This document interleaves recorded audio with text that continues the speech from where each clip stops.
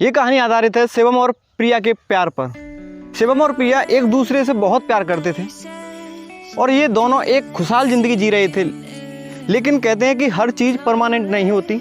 अगर आप आज खुश हैं तो आने वाले दिनों में आपको दुख भी मिलेंगे, और अगर आप आज दुखी हैं तो आने वाले दिनों में आपको सुख भी मिलेंगे।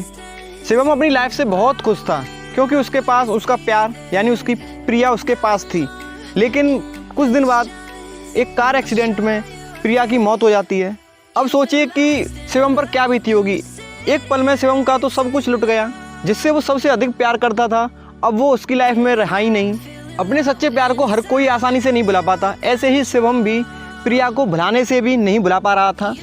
शिवम ब्रिज पर घूम रहा था और प्रिया को ही याद कर रहा था। थोड़े समय बाद वो महसूस करता है कि शायद प्रिया उसके आसपास ही है, और वो चारों तरफ घूमते हुए देखता है और अचानक ही उसे ब्रिज की दूसरी तरफ प्रिया नजर आती है। थोड़ी देर बाद ही प्रिया वहाँ से गायब हो जाती है। शिवम उस जगह पर जाकर देखता है, लेकिन शिवम को वहाँ पर कुछ नहीं मिलता और फिर शिवम परेशान होकर निराश होकर घर की ओर निकल जाता है। वो महसूस करता है कि पीछे पीछे शायद उसके कोई चल रहा है, और जब वो शिवम पीछे मुड़कर देखता है कि प्रिया उसके साथ ही चल रही है। शिवम बार बार पीछे मुड़कर देख रहा था तो हर बार प्रिया उसे मुस्कुराती हुई नजर आ रही थी और उसे अपनी ओर बुलाने का इशारा कर रही थी। एक पल के लिए शिवम ये भूल जाता है कि प्रिया अब इस दुनिया में नहीं है, और वो प्रिया के बुलाने पर उसकी तरफ चलने लगता है। धीरे धीरे जब वो आगे बढ़ता है तो अचानक ही शिवम के दोस्त की नज़र शिवम पर पड़ती है। वो देखता है कि शिवम ब्रिज की दूसरी तरफ चलता जा रहा है, और अगर थोड़ी दूर और चला तो वो उस नदी में गिर जाएगा। इसीलिए शिवम का दोस्त भागते भागते शिवम के पास आता है और शिवम को पकड़ता है।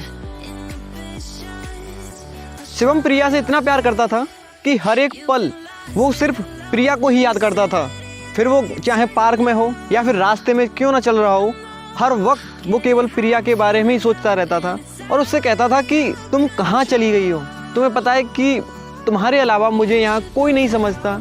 तुम्हारे बिना मैं यहाँ एक जिंदा लाश की तरह बन चुका हूँ, जिसे कोई नहीं समझता और ना ही उसे कोई पूछता है।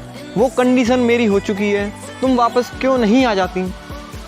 कई साल बीत जाते हैं, तब जाके शिवम को ये एहसास होता है कि प्रिया अब कभी वापस नहीं आ सकती और ना ही वो इस दुनिया में है।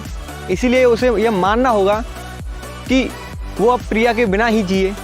लेकिन फिर भी न जाने क्या वजह थी जिसकी वजह से शिवम ये कहता था कि बेशक प्रिया इस दुनिया में नहीं है या मेरे साथ नहीं है, लेकिन मैं उसे हर वक्त महसूस कर सकता हूँ और मैं अभी तक जिंदा हूँ।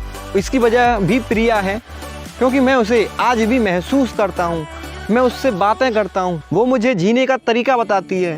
वो मुझे समझाती है कि किसी के चले जाने से ज़िंदगी ख़त्म नहीं होती।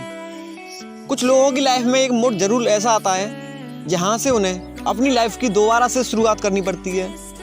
इसीलिए अगर शिवम चाहता है कि वो अपनी लाइफ को बेहतर करे तो उसे अपनी लाइफ की दोबारा से शुरुआत करनी होगी और एक नए सिरे से जीवन जीना होगा।